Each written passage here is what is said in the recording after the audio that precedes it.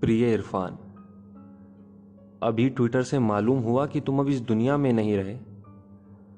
तुम शरीर छोड़कर रूह बन गए हो, यानी तुम जो थे वही बन गए हो। शरीर तो वैसे भी टेम्पररी पुर्जा है और रूह परमानेंट। यार, अभी हज का छोटा रिचार्ज वाला ऐड याद आ रहा है। उफ, इतना जिंदा दिल इंसान कोई कैसे हो सकता है। अभी तुम्हारे नहीं होने का एहसास नहीं हो रहा है। तुम इस कदर हम सभी के भीतर बसे रचे गड़े हुए थे कि अभी एक दौर लगेगा यह यकीन कर पाने में, कोई इतना अपना इतनी दूर की यात्रा पर अचानक कैसे निकल सकता है। लेकिन चूंकि इस यात्रा पर हम सभी को एक रोज़ निकलना है, इसलिए देर सवेर यकीन आ जाएगा कि तुम चले गए हो। लेकिन फिर भी यार, 53 साल जाने की उम्र नहीं होती। अभी सबसे पहले तुम्हारी हंसी याद आ रही है। इतनी स्वाभाविक, करुणा से भरी, निश्चल हंसी मैंने अपने जीवन में कम ही देखी है। तुम्हारी हंसी तुम्हारे मन का आईना थी। तुम कितने प्यारे, सरल, सहज, प्रेमी व्यक्ति हो, इसका एहसास तुम्हारी हंसी करवाती थी। तुम्हारी फिल्में जैसे अभी मेरे कमरे में इस वक्त तैर रही हों। Haasil, Maqbool, Paan Singh Tomar, Hindi medium, blackmail, namesake, Haider, Piku, Rog याद आ रही हैं।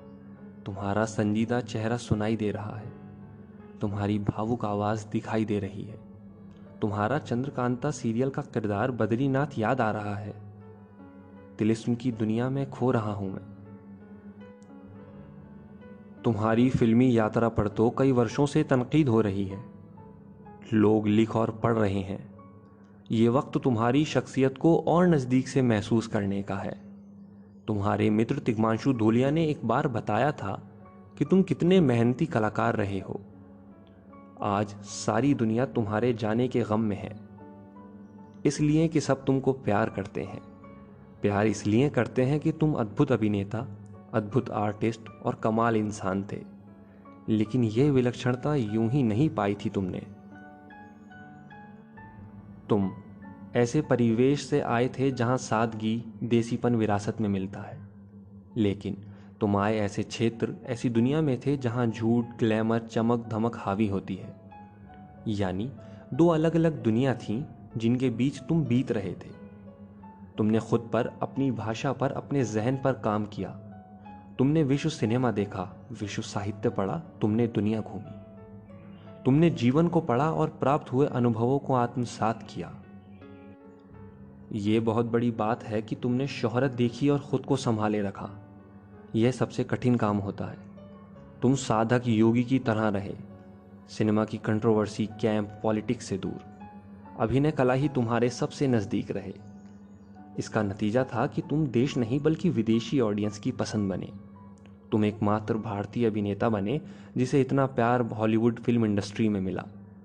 यह तुम्हारी मेहनत, निष्ठा, समर्पण, जुनून का फल था। बहुत बड़ा बनकर भी किस तरह सरल रहा जाता है, किस तरह अपने से उम्र तजुर्बे में छोटे लोगों को सहज किया जाता है, ये तुमसे पीढ़ियों को सीखना चाहिए। कोई तुमसे ना मिला हो, फिर भी तुम्हारी आंखें, तुम्हारी हंसी, तुम्हारी आवाज़, संपूर्ण अभिनय यह महसूस करने पर मजबूर कर देता है कि तुम अपने हो, मेरे घर के व्यक्ति हो। तुम वो हो जिसे मैं जानता हूं, जिससे मैं रिलेट करता हूं। तुम बीमार हुए और तुमने संदेश दिया अपने प्रियजनों को। संदेश बहुत भावुकता से भरा था। तुम खुद भावुकता से लबालब थे और इस जानलेवा बीमारी की खबर ने भावुकता के सारे बांध तोड़ दिए। तुम्हारे संदेश को सुनकर मैं रोया था। मुझे उस वक्त तुम्हारी आवाज़ में एक बेफिक्र उदासी महसूस हो रही थी, जैसे तुमने उस रोज ही तय कर लिया था कि तुम जा रहे हो। तुम्हारा जाना मुझे और मनुष्यता को बहुत कुछ सिखा के गया है। तुम अभिनय, शोहरत के शीर्ष पर थे, लेकिन कभी घमंड, छिचलापन तुमको छू भी नहीं पाया।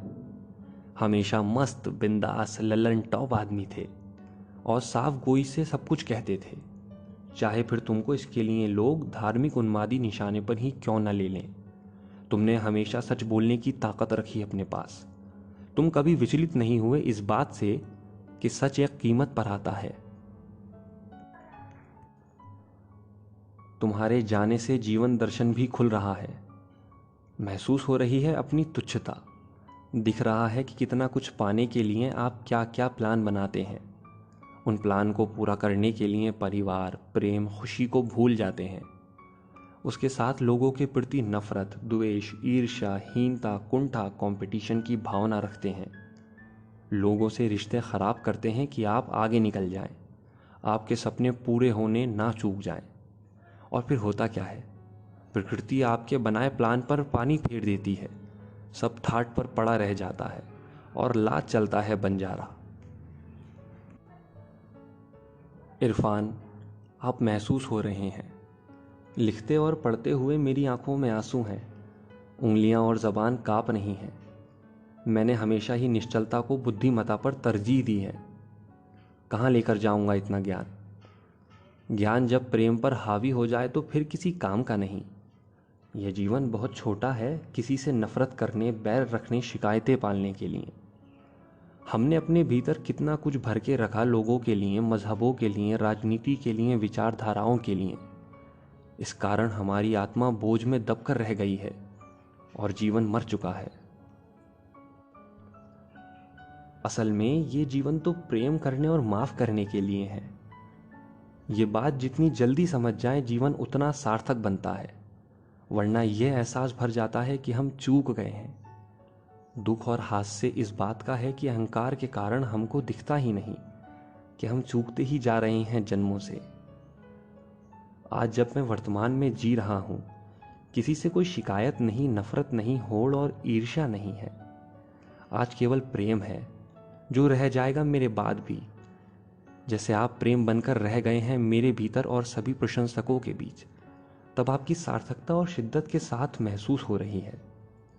आपके लिए कितना ही कुछ लिखूं कम होगा। आपके लिए प्रेम लिखना ही पूर्ण होगा। आपको बहुत प्रेम इरफान। आप बहुत याद आओगे।